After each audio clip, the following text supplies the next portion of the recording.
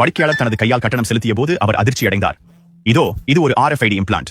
தோலின் கீழ் செலுத்தப்படுகிறது. அது அங்கே இருந்தவுடன் நீங்கள் கட்டணங்களை செலுத்தலாம், கதவுகளை திறக்கலாம், உங்கள் கார் பூட்டுகளை திறக்கலாம். Just like a contactless card. Magic. இப்போ கார்டு போய் சிப்பு பதிச்சுட்டா போதும். பைபிள் அன்னைக்கு இருக்கு, 2000 வருஷத்துக்கு முன்னாலே அந்த எழுதி வச்சுட்டா. இதுதான் கடைசி காலம். இனி வேகமாக அது நடக்கும் பாருங்க. எல்லாம் சிப்பு பதித்து கொள்ளுங்க. இப்போ விரும்புகிறவங்க செய்யுங்கன்னு முதல்ல ஆரம்பித்து அப்புறம் கட்டாயமாக்கிடுவாங்க. கொஞ்சம் கொஞ்சமாக தங்கள் வலது கைகளிலாவது நெற்றிகளிலாவது அந்த முத்திரையை பதிச்சிருவாங்க. அந்தி கிறிஸ்துவின் முத்திரை சிப்பு பதிச்சிருவாங்க.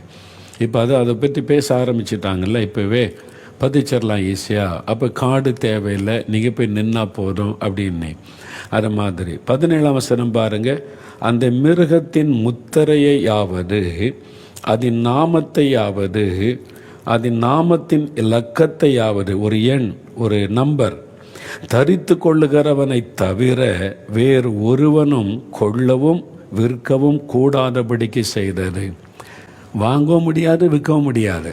உலகத்தின் முடிவு காலத்தில் வந்துட்டோம். இந்த முத்திரையை பதித்திருந்தால் தான் வாங்க முடியும், விற்க முடியும். இல்லைன்னா கடையில் ஒரு ஜாமான் கூட வாங்க முடியாது. நீங்கள் அது இல்லாமல் வாங்க முடியாது. இப்போ அது ஒன்றுன்னா இணைக்கிறாங்க. பேங்கு காரியம் எல்லாத்திலும் இணைச்சி ஒரே ஒரு சிப்பு கொண்டு வந்துடுவாங்க. அது இல்லாமல் நீங்கள் வாங்க முடியாது, விற்க முடியாது, ட்ராவல் பண்ண முடியாது. அப்போ நீங்கள் எங்கே போகிறீங்க, என்ன செய்கிறீங்க, எல்லாத்தையுமே ஒரு ஆள் உட்காந்து கண்காணிச்சிருவான். அவன் முழு கண்ட்ரோல் அவன் கையில் இருக்கும். அதுதான் அந்தி கிறிஸ்துவின் ஆளுகை. அந்தி கிறிஸ்துவின் காலத்தில் நீங்கள் இருந்தீங்கன்னா பயங்கர உபத்திரவம். நீங்கள் அதனால தான் ரகசிய வருகையில் போவதற்கு உங்களை ஆயத்தப்படுத்தி கொள்ளுங்க. இன்றைக்கி இதில் கவனம் செலுத்துங்க.